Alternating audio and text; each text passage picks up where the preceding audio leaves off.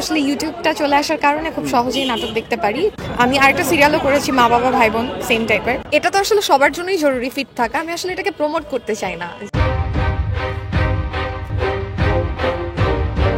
আর আসলে ফ্যামিলি ক্রাইসিসের পরে সবসময় ফ্যামিলি গল্পের প্রতি বেশি আমার নিজেরও করতে ভালো লাগতো।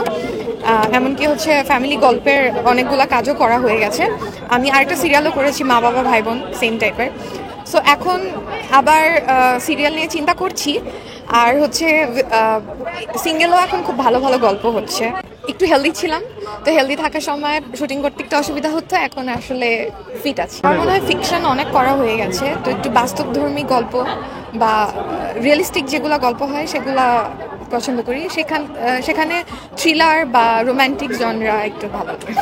আসলে ওয়েট লুজটা ভেরি পার্সোনাল। হ্যাঁ, অফকোর্স রুনাপুর ওয়েট লুজ জার্নি অনেকেই ইন্সপায়ার করেছে। আমারটা ভেরি পার্সোনাল, ফিট থাকার জন্য। গল্পের মান পড়ে গেছে এটা না, আমরা আসলে ইউটিউবটা চলে আসার কারণে খুব সহজেই নাটক দেখতে পারি। টিভি চ্যানেলের জন্য আমরা খুব আগ্রহ করে আগে নাটক দেখতাম।